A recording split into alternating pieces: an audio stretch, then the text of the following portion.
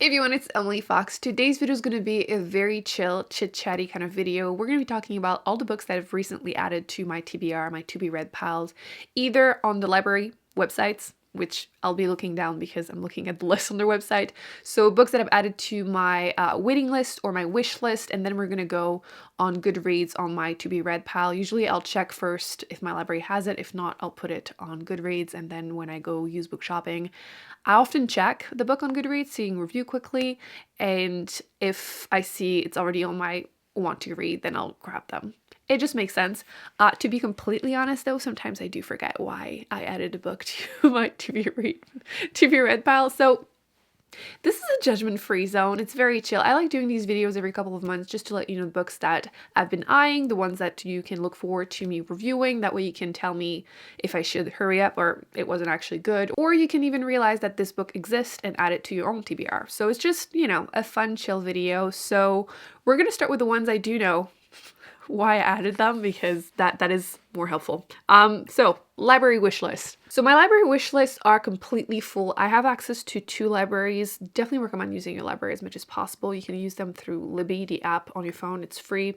And I've added quite a few that are part of the Goodreads reading challenge that I'm doing. So all the winners and like nominees from 2022. I want to see if they were, you know, worth the read, especially the winners. So I've added a couple of those. The first one that I see is Bad Gays, a homosexual history. This was the winner, I think, for one of the nonfiction categories. And obviously, I've been really a sucker lately for like eye-catching titles and like Bad Gays, obviously when it's not a homophobic book.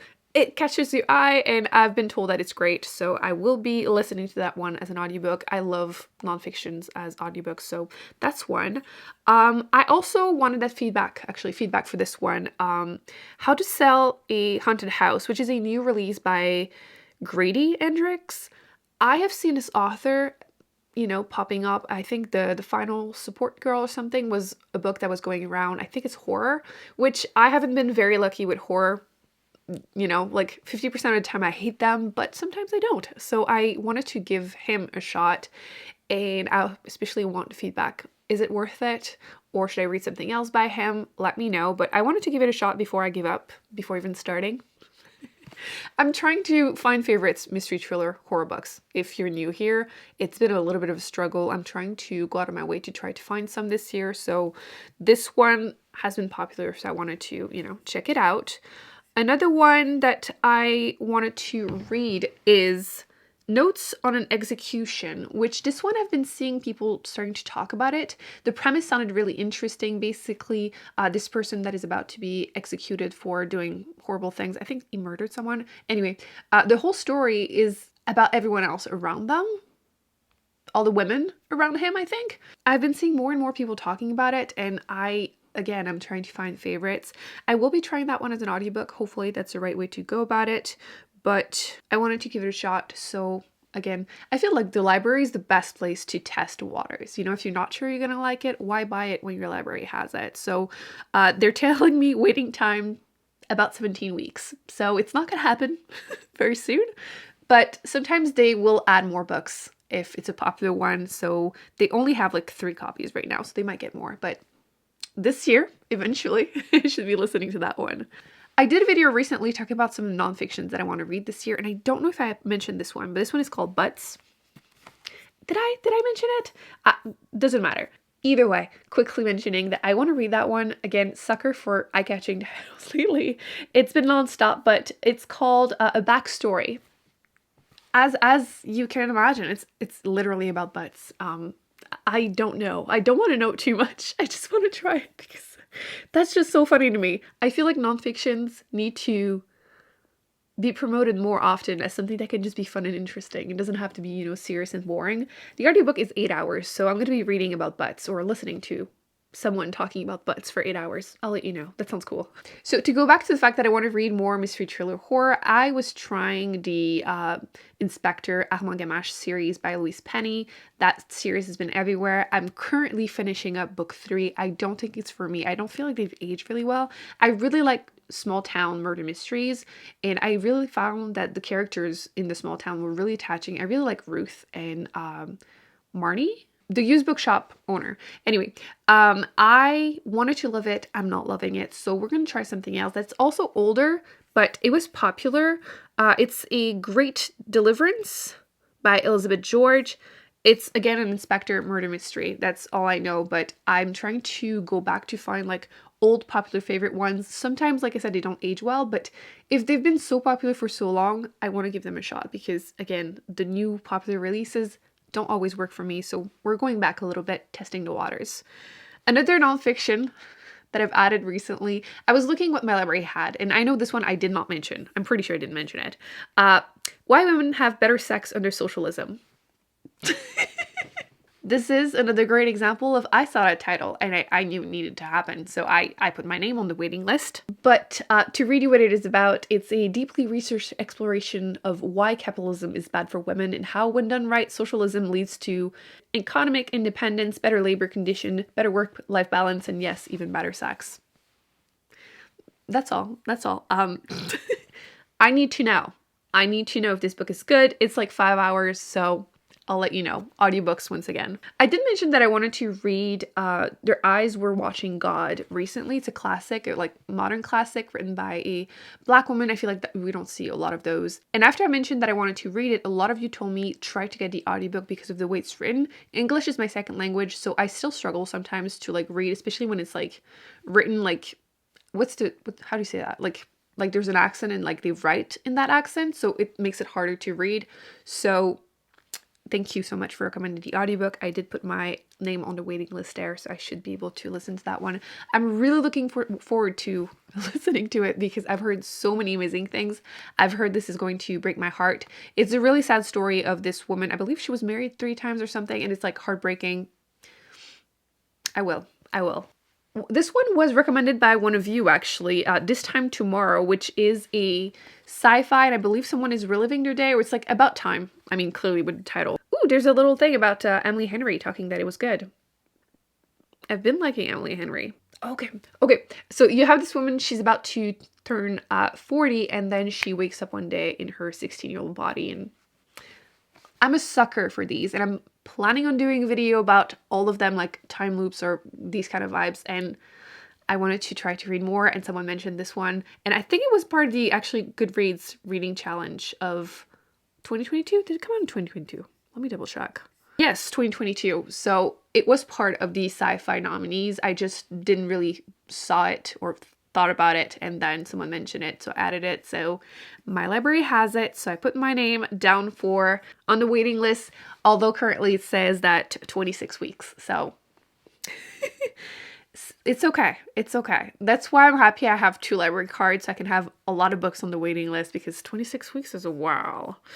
I also added Remarkably Bright Creatures, which it's saying 17 weeks. This was also a nominee on the Goodreads Reading Challenge. This was in the fiction and debut categories, and I've seen really, really great reviews.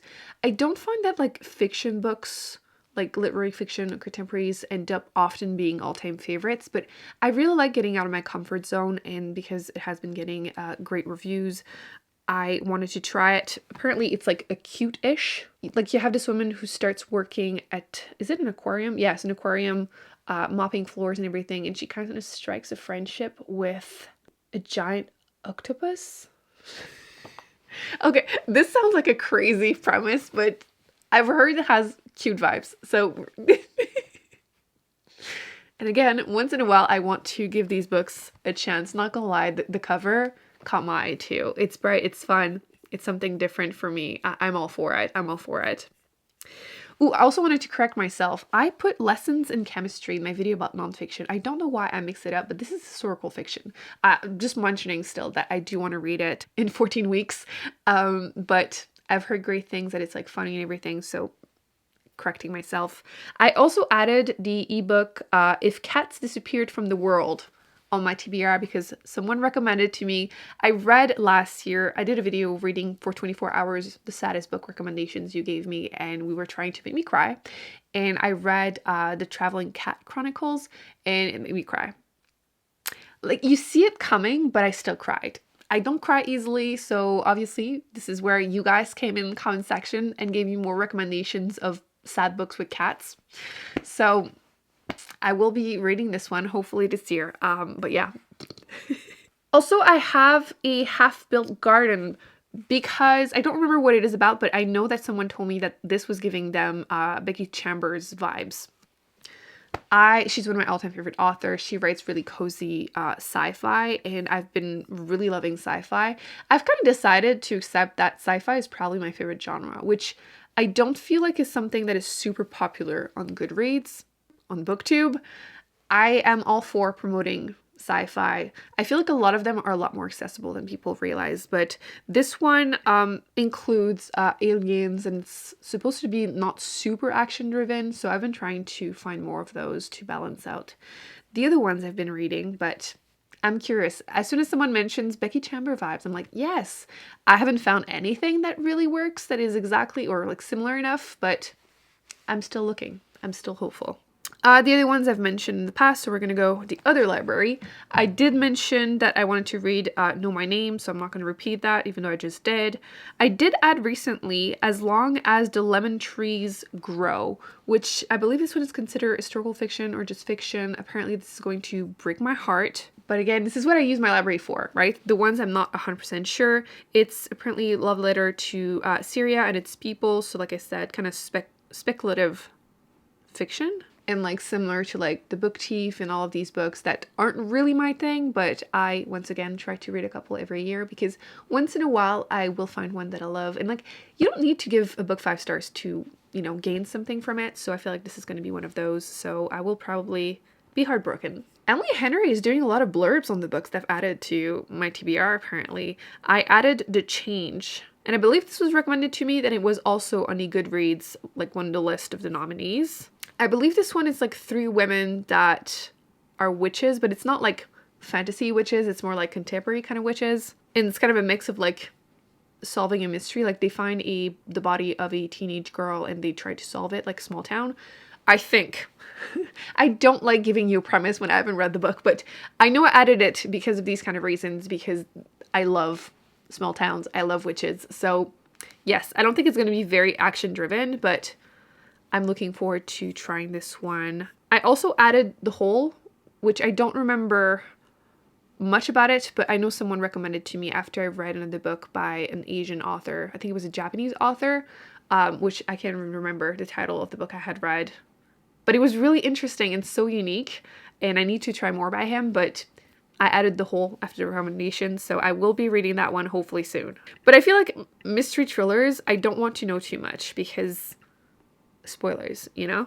Also, I did add Our Wives Under the Sea because a lot of you have been talking about it. Again, it's part of the Goodreads awards show. I added it for that. I'm gonna do a couple rapid fire of, I don't remember exactly what the premise is about, but I've added it because it sounded cool. We're just gonna have to go for it.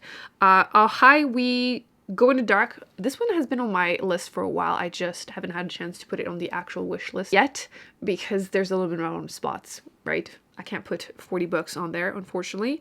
But I know it's sci-fi. The next one is The Measure, which I've read a couple books with similar premises, but I'm a sucker for that premise, so we're just gonna go for it. So you have 8 ordinary people, and they have to make a choice. Like they receive a box.